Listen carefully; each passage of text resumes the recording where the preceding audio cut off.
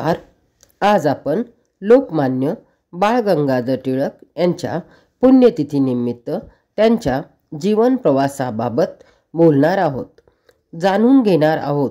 स्वराज्य हा माझा जन्मसिद्ध हक्क आहे आणि तो मी मिळवणारच, अशी सिंहगर्जना करणारे लोकमान्य टिळक यांना कोटी कोटी प्रणाम. आज आपण वंदन करूया त्यांच्या पुण्यस्मृतींना, ज्यांनी काळाच्या मर्यादा ओलांडून पुढील पिढ्यांसाठी स्वराज्याचे स्वप्न जागवले. आज ज्या भारत देशात आपण मोकळ्या मनाने श्वास घेतो, जीवन जगतो, विचार करतो, शिक्षण शिकतो, त्या स्वातंत्र्य लढ्यात क्रांतीची मशाल पेटवणारे अग्रदूत म्हणजेच बाळ गंगाधर टिळक. ते भारतीय स्वातंत्र्य चळवळीचे प्रमुख नेते होते.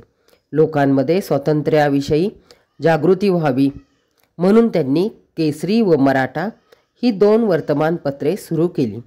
टिळकांच्या कार्याला घाबरून इंग्रजांनी त्यांना अटक केली. त्यांच्यावर खटला चालवला.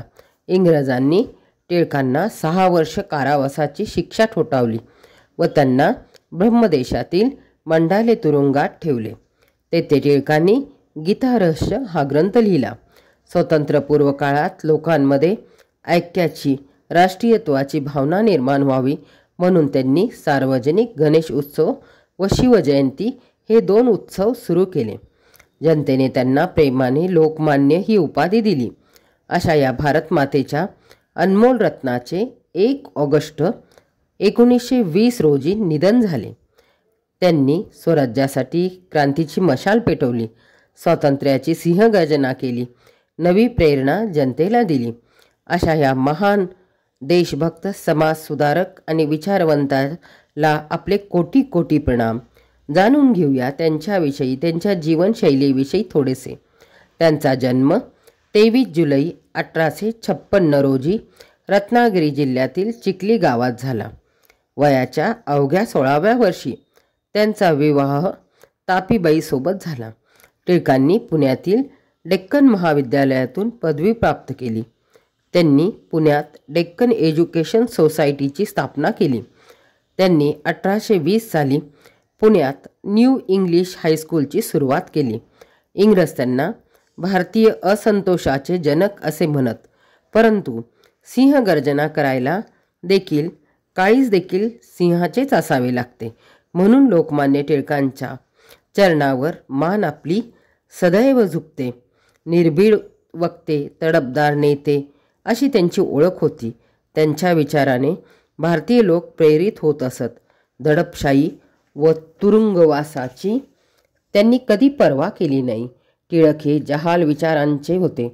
त्यांना जनतेने आपले हाल प्रदर्शित न करता देखील जनतेचे हाल त्यांना बघवत नव्हते. एक झुंजार शिल्पकार बनून त्यांनी स्वातंत्र्यासाठी लढा दिला. सरकारचे डोके ठिकाणावर आहे का ही आरोळी देखील त्यांनी दिली व जुलमी राज्यसत्तेची त्यांनी होळी केली. हजारांना नाही तर लाखोंना पुरून उरणारे ते एक लोकनेते होते. त्यांच्या बाबतीत एक वाक्य बोलले जाते, हरणाची गती व सिंहाची छाती क्षणात 2 तुकडे करणारा घाव आहे.